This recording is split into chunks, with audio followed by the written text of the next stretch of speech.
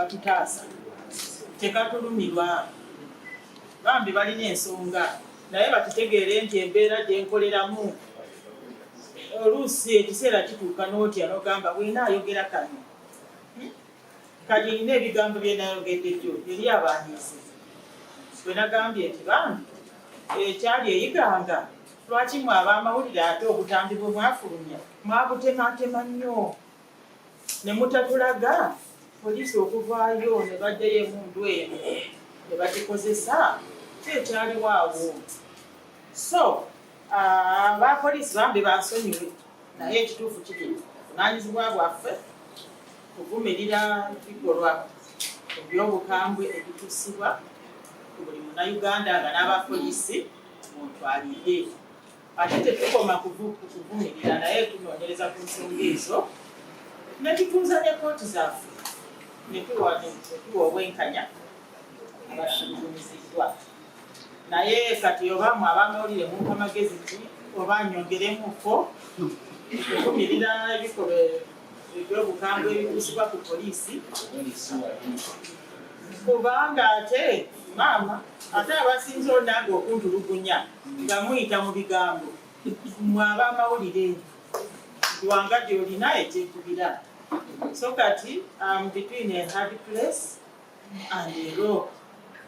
Ensonga lwanange eno namwe nga mbatya ddala ensonga lwaki oluusi mupita Wangadya mukyala Wangadya tubadde tusaba kutukyazaako mu situdiyo yaffe nengamba maama nga mbatya oluusi tubadde twagala tutuleko naawe mu ofiisi yo one on one tubeeko ne tetukubuuza ku kino nengamba naye ansa yange yo banaagitwala batya ejja kunzaalira ate katuuni endala ate mutabani wange agambe nti maama entebe gite naye naffe tutya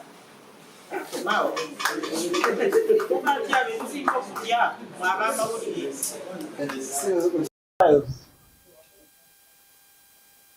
At the here tribunal level and investigation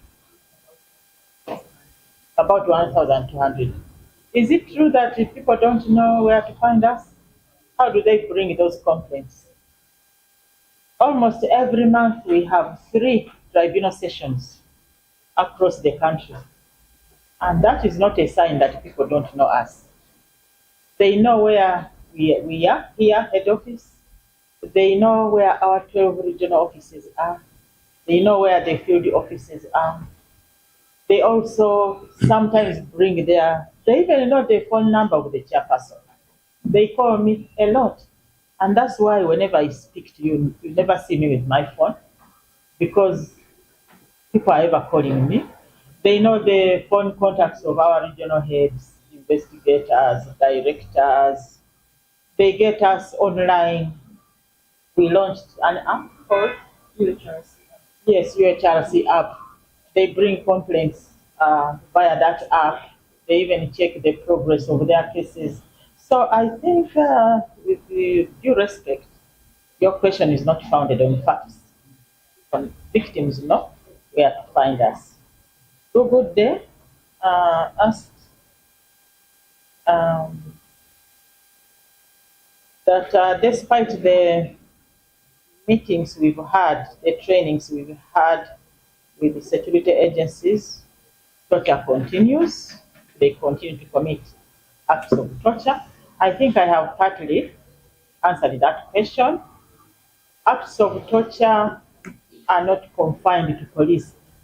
You people, each one of you lives somewhere in a certain neighborhood.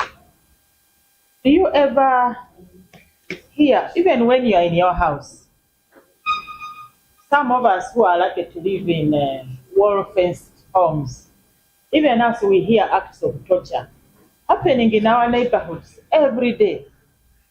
Children being beaten, battered very badly. Sometimes you report to us cases of children whose hands have been burnt by their own mothers for losing as little as 500 shillings change, which they were given at the shop. A mother ties up the hands of her child, pours paraffin on them and sets this child ablaze. How about children who are starved, who are abandoned by their parents? And the most affected children are stepchildren. How about women who are battered? No? Every day. Are those acts of torture or not? So for me, I think always associating torture with the security agencies is unfair. But what I can say about, because this is a national problem, I saw, I think I wrote about teachers in a school in Ntungamo who badly beat up a student. This is an S3 girl who got permission to go home because she was unwell, but she was late. She delayed to return by 1 day, and her teachers beat her so badly. These were not policemen. So these were civilians. They are teachers. They are not now facing trial. So torture is not a preserve of just the security agencies. And all people commit torture in this country. But I should say that the trainings must continue. We go to church every Sunday. We Muslims go to the mosque every Friday. I know that there are even churches in our neighborhoods. Some of us hardly sleep because of the churches every night. I think I also wrote about that. And so they preach the gospel, Jesus, but people have not stopped sinning. The courts sit every day to convict and sentence criminals. People have not stopped committing crimes. So torture is a crime. All we have to do is to continue fighting it the best we can through talking about it, training some people where we can, and also fighting torture through our tribunal sessions. You hear that today the commission tribunal sitting in Mbarara or in Lira has awarded this widow so much money, So our role is to continue the fight to ensure that we have zero tolerance for torture. We have had special laws enacted to fight just torture. We have ratified conventions against torture. And for us, our work is to continue to do our advocacy, to investigate cases of torture, and to punish the culprits. It's unfortunate that we have not been able to stamp it out, but the fight must continue. And at that point, I think I've answered all my questions. Helping us to continue with that journey, especially now we're in this campaign period, this pre-election period, of course during even the election time and post-election period.